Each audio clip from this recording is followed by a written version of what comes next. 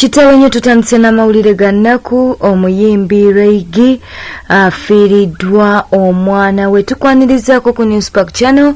Webale kujja kumira ku mukwano mangi ge tukwetedde olunaku olwaleero. Sooka olikinga video eno, subscribinga ku YouTube channel yaffe, ate era teweerabira okunyiga akade ka notification baba kutegeeza buli lwe tuba tutaddeyo amawulire. Wonna weesinza okuba nti nolaba amawulire gaffe, oyinza okuba nga oli mu ggwanga lya Uganda oba wabweru w'eggwanga, twagala okubuuzaako mu ngeri ey'enjawulo. Mukwano tetugenda kubeera nga tukulwisaawo. Tutandise n'amawulire ga nnaku. Omuyimbi ayitibwa Luggi Bambi ye ne mukyala we ayitibwa Anabera bafiiriddwa omwana waabwe. Jjukira nti no bano babadde balina abaana babiri era nga babadde bakazaala omwana waabwe owokubiri oba second born waabwe, wabula amawulire getufuna galaga nti kapeno Bambi omwana waabwe avudde mu bulamu bw'ensi eno. Bwe bityo nno mukwano bwe biri. Omuyimbi Luggi ayimbira nnyo oba abasinga abamumanyi nnyo naddala aba westana oba okuva mu west, era nga western Uganda music industry mutegerera ddala bulungi, ate nga manyi nti nno ne mu ggwanga lyattu Uganda omuyimbi ono tumutegerera ddala bulungi. Bwe bityo nno bwe biri amawulire ago ga nnaku nnyo nnyo nnyo nnyo, ne twagala Mukama Katonda abeere nga agumya kapeno.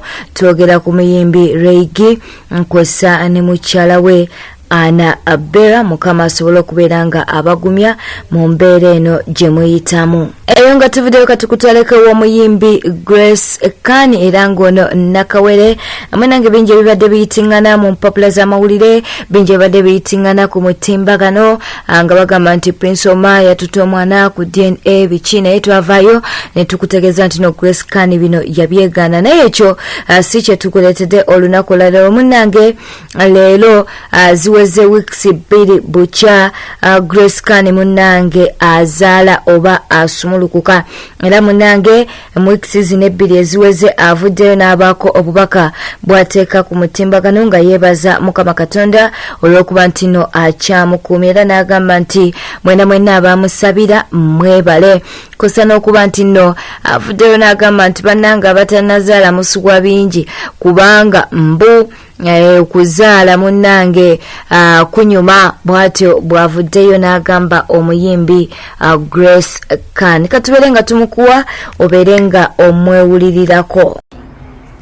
Esanyu l'omukyala bwabanga bufumbo kyabanga kiva okudibira ku lujja, n'abazadde babatwalanga ne ku ndagu bakuba ebbula nafune amutwala, nazikuna abawala abakulanga n'essenga namubuulira embeera z'obuvumbo. Wano tokola bwoti, wano kola bwoti, mwana wattu ebyo byaggwawo bayonzine bayintya guno omukwano gw'omwana gundi byokusala kujagana nga tobakinga bayintabula amazina jagana ngazaala kuza guno omukwano gwayiro nagundi byokusala kujagana.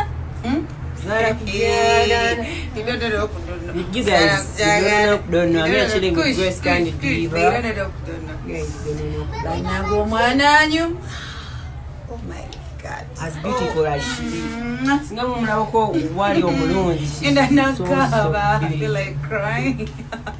Eyo nga tuvuddeyo mukwano. Ssaabaminisita wa Uganda twogera ku Robina Nabbanja avuddeyo n'alabula ab'oludda oluvuganya gavumenti eri mu buyinza. Ono agambye nti ab'oludda oluvuganya gavumenti basaanidde okuba nti bakomya okubba obululu. Opposition nti mubba obululu. Bwatyo Ssaabaminisita bwavuddeyo n'agamba, agambye nti mukomye okubba obululu, ate era n'addamu n'alabula n'agamba nti mulekeraawo n'okuba nti nno mutiisatiisa abantu. Era n'avuddeyo n'agamba nti y'ensonga lwaki abasinga e Kayunga bakwatibwa.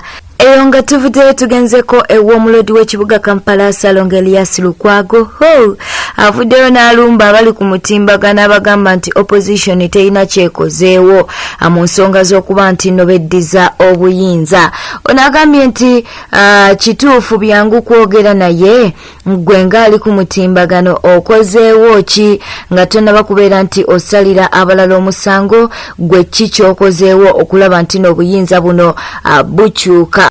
bwete betambudde badde mulabi mulungi katukwagaliza ekiro ekirungi wabale kwekumira ku News Park channel tujagenda maaso n'okuba nti tukuleetera amawulire ge tufunyewo tewerabira kuba nti no likinga subscribinga ate era munange oleke obubaka bwawo mu comment section bela bulungi weeraba